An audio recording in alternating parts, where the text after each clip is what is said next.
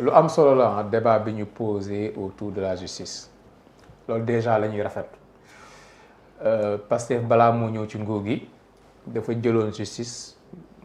bokk ci li nga xamante moom la gën a jox gëdd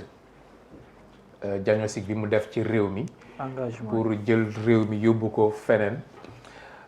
bokk na ci li mu gënoon insister que Sénégal dafa am benn góomu robaale bu tudd justice il faut que ñu faj ko ñëpp ànd seen ñoom et biñ ñëwee rek ñu def assises yi loolu lépp doon ay avancées mais mu doon loo xamante ni dafa sonal justice bi jóge ci Pastef ci boppam tamit mooy ay militants yoo xamante ni dañ sentir ne dañ leen lésé ñi ñu tuur seen deret ñii ñu jël seen commerce ñii ñu xañ leen liggéey ñii ñu ñëw am lu ñëwaale bëgg ñu fajal leen ko te justice àttanul loolu justice saa yoo ko gëtënee ne ko lii fii nga jëm dafay mujj doy waar donc parce que bi ñëwoon pour saafara problème justice ñëw indaale problème teg ko justice léegi moo tax affaire bi xaw a compliqué et c'est bien que ñu poser débat yi bokk naa ci ñuy rafetlu Ousmane Sonko sorti yi mu ci def da ko rafetlu si parce que au moins gësam na mbir mi am na yoo xamante ni autorité yu doy ne premier ministre baaxoowuñ ñu koy dégg ci ñoom et ñëpp xam nañ ne quand même problème am na le fait que mu am courage poser problème boobu loolu dina ñu avancer loo ci nii wala ci na li ma d'accordul rek moom mooy yem foofu rek di dénoncer da ngay poser ay actes yoo xamante ni dina indi ay saafara actes yooyu bokk na ci lii ñii président de la république dalal na leen yàggul warul mat ñetti weer. c'est vrai def nañ ay sorties wax nañ seen i problèmes seen i effectifs ak yu mel noonu am na lu ci mën a dégg mais quand même ce sont pas les Sénégalais les moins bien lotis bu ñu xoolee seen condition quand même war nañ mën a xaw a def pédale douce tuuti am nañ ce que je veux dire mooy am nañ lu doy loo xamante ni ku ci am jikko ji ak xol bi war nga mën a indépendant ok am na loo xamante ni boo ko quantifier sur le plan matériel mën na difficile si ñoom ci seen effectif ak yu ni mel mais am na quand même ñu leen gën a diis leen liggéey ci réew mi léegi nag tey dem nañ seeti le prince c'est bien après président après ñëpp il fallait que tamit ñu toog ak le prince échanger. après le prince. président recevoir na la ñoom wax nañ ñëpp wax nañ. moom mooy ki nga xamante ni moom mooy un dignitaire du régime boo xamante ni moo leen joxoñ baaraam ne leen voilà teg leen si seen ànd. mais il fallait que ñu dem seeti. mais am na jàpp ne justement loolu rek waroon na mën a tax UMS bañ a dem seeti ko parce que déjà dafa leen attaqué dafa bon pas ñoom mais dafay attaqué ay magistrats Babacar Ba bu Forum du Justiciable dégg naa ko te liir naa ko mu ñaawlu ndaje bi un député comme Pape Cheikh Déggal Pape Djibril Fall aussi gis naa ko mu ñaawlu ndaje bi donc am na jàpp ne c'est inopportun parce que attaques yi premier ministre def yëpp si ay magistrats UMS di ko rencontré day nduru leneen. kilifa kenn du ko xeexloo kilifa. boo ko bëggee doo ko xeexloo magistrat yi justice bi globalement professionnel ñi ko yore ay kilifa lañ ci réew mi primature kilifa moo nekk ci bopp bi ñoom ñaar bu ñu amee opportunité toog échanger da nga koy encourager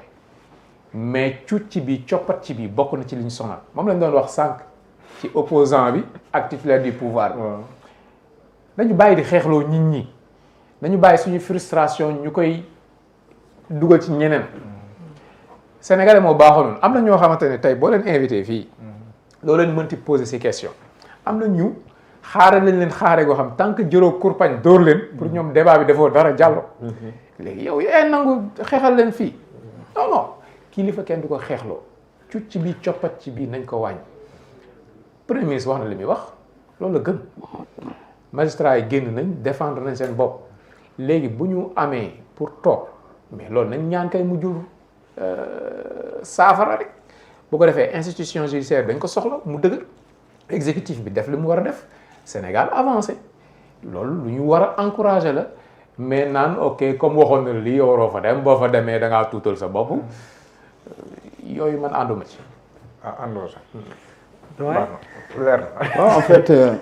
Sonko de attaqué na ba pare xëy dalal. la justice, la justice, c'est pas uniquement une question, c'est une demande sociale. La demande de justice, l'attente de justice, c'est une demande sociale dans ce pays. Parce qu'avant Diomaye ak Sonko di toog, waaw il y a eu des préalables et des antécédents. Moo di fi nekk, il y a eu du sang versé, il y a des morts, il y a ceci, il y a ceci, il y a ceci. Ousmane Sonko n'est que dans le rappel. Parce que nag li indi complexité problème bi moo di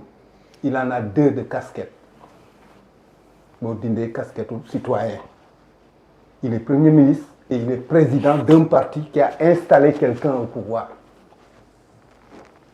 Bu ko waxul sax nit ñi dañ ko fàttali moom moo tax fi nekk amul prise de parole publique bu Ousmane Sonko mësul def te waxul affaire justice. C'est peut-être une obsession man damay wax ça le hante en fait. Tey jii lu tax le problème est en latence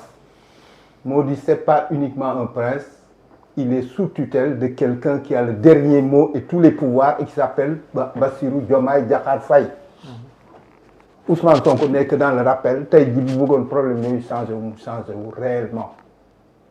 C'est aussi simple que ça. Mais fi nekk du moom mooy décider.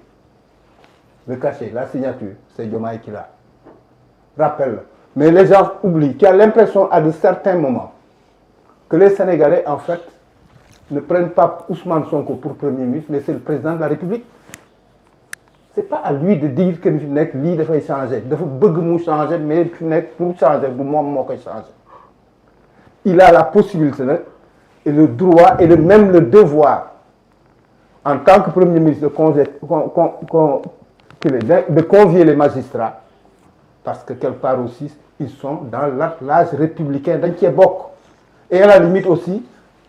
ni force de défense et de sécurité yi amee njariñ pour stabiliser le pays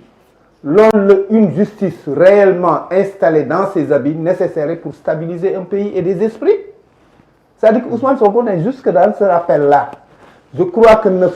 si les gens en parlent, c'est que quelque part, am na ñu mu arrangé, am na ñu mu arrangé wul et on peut les comprendre. Étant Premier ministre aussi parfois, est-ce que du teer critique yi xam ne il a des possibilités pour tegal toog ak ñoom ci table def des propositions. Ouais, mais les gens ont besoin aussi qu'on rentre